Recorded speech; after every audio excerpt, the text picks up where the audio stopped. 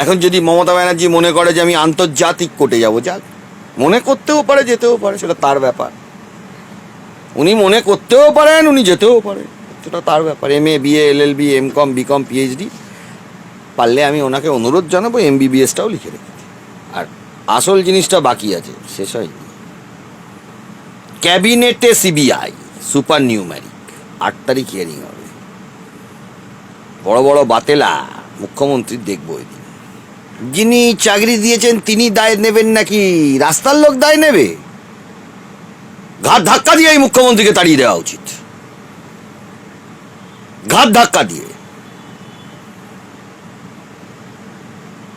চাকরি বিক্রি করে আপনার সংসার চলে, চাকরি বিক্রির টাকায় সংসার চলে, মনে রাখা উচিত আপনার। তৃণমূল দলের মনে রাখা উচিত, মাথা নিচু করে ওদের কথা বলা উচিত যারা তৃণমূল করে। চাকরি বিক্রি করে ওদের টাকার সংসার চলে, গরু পাচার করে ওদের সংসার চলে, রেপ মার্ডার করে তাদের সংসার চলে যারা তৃণমূল করে, মনে রাখা উচিত তাদের। ওনার পদত্যাগ করা উচিত।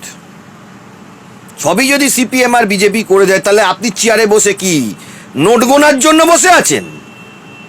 আর ভাইপো নোট গোনার জন্য বসে আছে, আর মার্সিডিজ BMW চড়ার জন্য বসে আছে। পদত্যাগ করা উচিত। রাজ্য সরকারের দেখুন না, এই তো এই অর্ডারের মধ্যেই আছে, প্যারাগ্রাফ 87,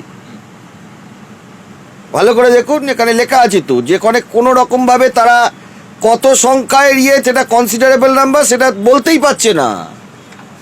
আপনি আরো শুরুর দিকে চলে যান, সেখানেও একই জিনিস। যখন ফ্যাকচুয়াল ব্যাকড্রপ কোড লিখছে, সেখানে একদম স্পেসিফিক লিখছে যে রাজ্য সরকার স্কুল সার্ভিস কমিশনই বলতে পারছে না। When questioned, WBSSC they could not verify the number of illegal appointment, provide details of the candidates. বাজারি কথাবার্তা বললেই হয়ে গেল। মাথা নিচু করে কথা বলবে তারা। তাদের কাছে মার খেয়ে গুলি খেয়ে মরলেও ভয় পাই না, পুলিশ যদি ধরে নিয়ে যায় তাও ভয় পাই না। পশ্চিমবঙ্গ পুলিশের কোনো বিশ্বাসযোগ্যতা নেই, মনে রাখা উচিত মুখ্যমন্ত্রী। আজকে এই 15,000 জেনুইন ক্যান্ডিডেটের ভুল ভাল লিস্ট সুপ্রিম, দেখুন অর্ডারটা পড়লেই তো বুঝতে পারবে। যাদের যাদের চাকরি গেছে তাদের অনুরোধ করবো, না কেঁদে অর্ডারটা পুরোপুরি পড়ুন। বেশি না, 42-43 পাতার অর্ডার, তাহলেই আপনারা বুঝতে পারবেন কি হয়েছে। প্রায় 26,000-এর কাছাকাছি চাকরি বাতিল হয়েছে। সর্বোচ্চ আদালতের রায়ও সামনে চলে এসেছে, আপনার হাতে সেই রায়ও রয়েছে। 39 পেজ থেকে একদম স্পষ্ট করে বলে দেওয়া হয়েছে যে হাইকোর্টের রায়ই বহাল থাকছে। হাইকোর্টের রায় বহাল থাকতে হবে তো। দেশে কি চাকরি বিক্রি করে চাকরি হবে নাকি? তৃণমূলের লোকগুলো চাকরি বিক্রি করে কোটি কোটি টাকা রোজগার করবে, এটা হয় নাকি? যারা টেন্টেড ক্যান্ডিডেট তাদের টাকা ফেরত দিতে হবে। কিভাবে টাকা আদায় করতে হয় সেটাও আমরা জানি টেন্টেড ক্যান্ডিডেটদের থেকে, সেটাও করে ছাড়বো। যারা জেনুইন ক্যান্ডিডেট তাদের টাকা ফেরত দিতে হবে না, নতুন করে সিলেকশন প্রসেসে বসবে। যারা ইন সার্ভিস টিচার তারা তাদের পুরনো জায়গায় ফেরত যাবে। যারা হ্যান্ডিক্যাপ বা যারা শারীরিক প্রতিবন্ধকতা আছে তারা নেক্সট পরীক্ষায় আবার বসবে। ততদিন পর্যন্ত তাদের চাকরি থাকবে, সোমা দাসের চাকরিটা থাকবে। আপনি সংক্ষেপে রায়ের বিষয়টা বললেন, কিন্তু এই যে 41 পাতার দীর্ঘ রায়, কি কি রয়েছে সেখানে? আপনি তো একজন মূল আইনজীবীদের মধ্যে একজন, তো কি কি রয়েছে 41 পাতার রায়? যেটা বললাম এটাই রয়েছে। 8 তারিখ দেখা হবে সুপ্রিম কোর্টে মমতা ব্যানার্জি সরকারের আইনজীবীদের সাথে, সরকারের সাথে। এটাই রয়েছে, যা আছে তাই বলে দিলাম। তো যাদের চাকরি গেছে তাদের কাছে অনুরোধ জানাবো, 42 পাতা অর্ডারটা দুদিন ধরে নিশ্চিন্ত করে আপনারা পড়ুন, তাতে কি লেখা আছে। আইনজীবী লাগবে না, বাড়িতে বসে পড়ুন। এখন তো হোয়াটসঅ্যাপে অর্ডার সব জায়গায় চলে যায়। সুপ্রিম কোর্টের ওয়েবসাইট খুললে অর্ডার পাওয়া যায়। বাড়িতে বসে পড়ুন কি লেখা আছে।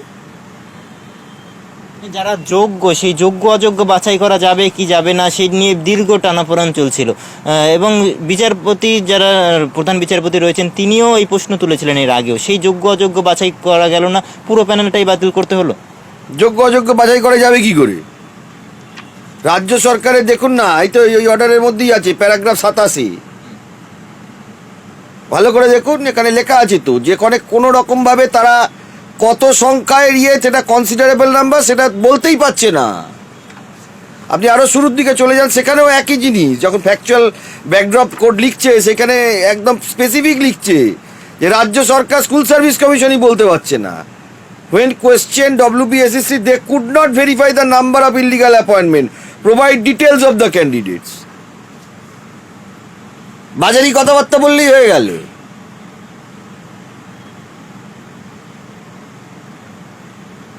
বাজারি কথাবার্তা বললেই হয়ে গেল, হয় নাকি কখনো? মানে এত জটিলতা রয়েছে যে আলাদা করে যাচ্ছে না। আরে স্কুল সার্ভিস কমিশন যে পরীক্ষা নিয়েছে সে তো দিচ্ছে না। আমি দিলে হবে? আপনি দিলে হবে? কে দিলে হবে? সিবিআই দিলে হবে? যে পরীক্ষা নিয়েছে তার দায় নেই? এটা খুব সিম্পল জিনিস, এটার জন্য আইনবিদ্যা লাগে না।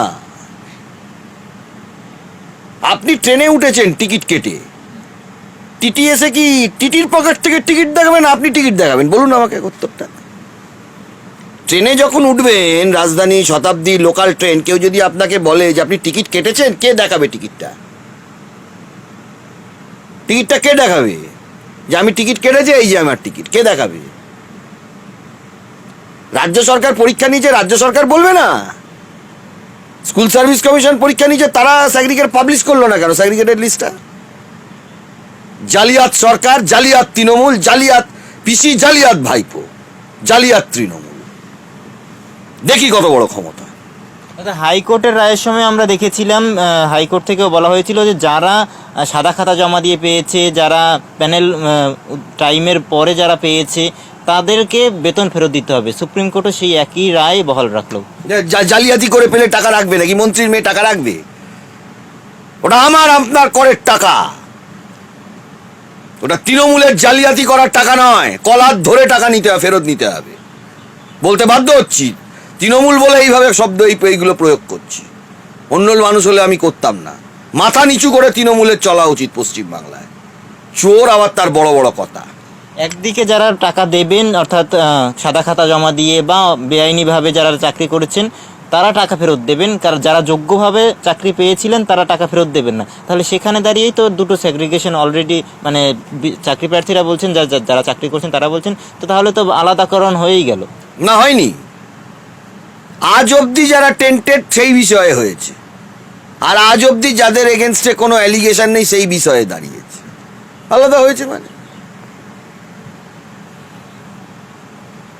এখনো অবধি ডিটেক্টেড যারা, ভবিষ্যতে ডিটেকশন হবে না তার কি গ্যারান্টি আছে? মামলা তো 2016 সাল থেকে শুরু হয়েছে, আজকে 25 সাল, আরো 10 বছর পর বেরোবে না তার কি গ্যারান্টি আছে? যেগুলো বেরিয়ে গেছে সেগুলোকে বার করতে হবে, তাদের টাকা নিয়ে নিতে হবে, সব নিয়ে নিতে হবে। প্রয়োজনে তো আমি তো বলবো প্রয়োজনে বাংলায় তাদেরকে থাকতে দেওয়া যাবে না যারা টেন্টেড ক্যান্ডিডেট। এইটা মানুষের মধ্যে ধারণার মধ্যে আসবে কেন যে টাকা দিয়ে চাকরি পাবো?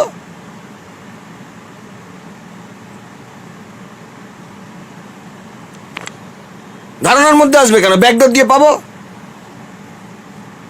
বাংলায় ছিল এই কালচার, চিরকুটে কালচার ছিল, মমতা বন্দ্যোপাধ্যায় বলছেন। ওটা মমতা বন্দ্যোপাধ্যায়ের বক্তব্য, ওটা আর কারোর বক্তব্য না। উনি যা খুশি বলতে পারে। চোরের কথার উত্তর দেবো কেন?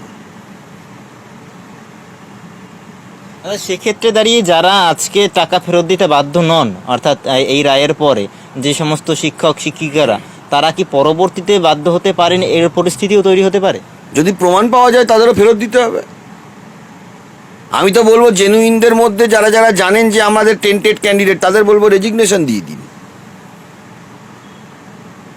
নাহলে তাদেরও হতে পারে। কেউ যদি ভেতরে ঢুকে বসে থাকে, কি করে স্যাগ্রিগেশন চেনাই যাচ্ছে নাকি, কি করে হবে?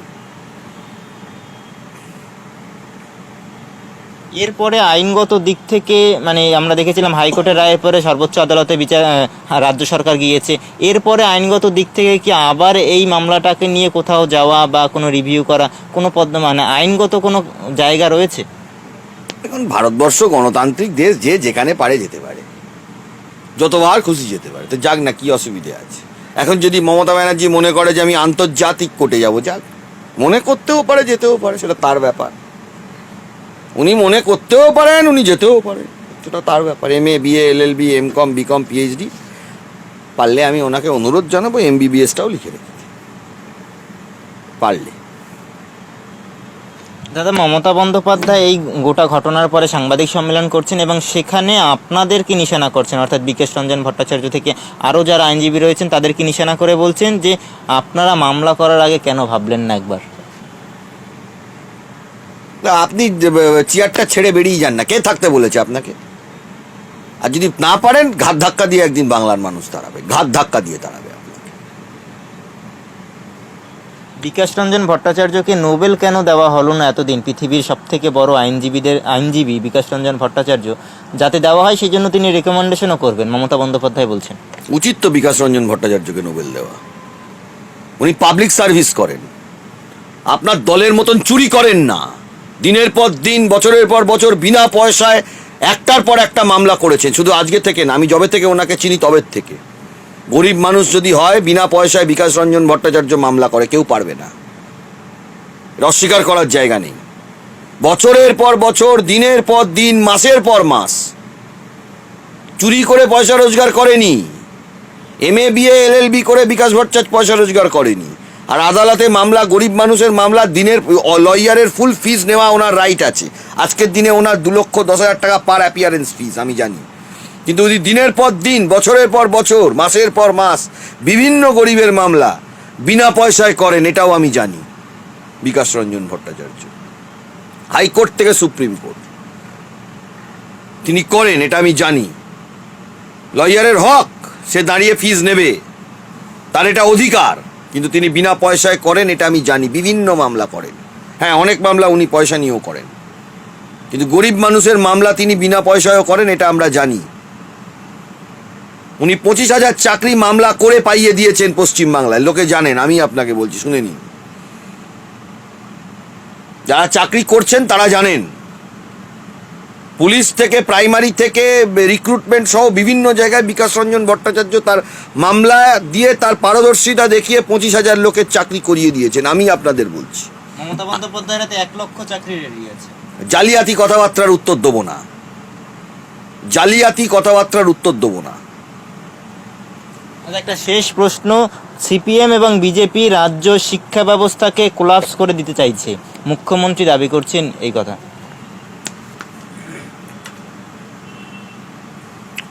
ওনার পদত্যাগ করা উচিত।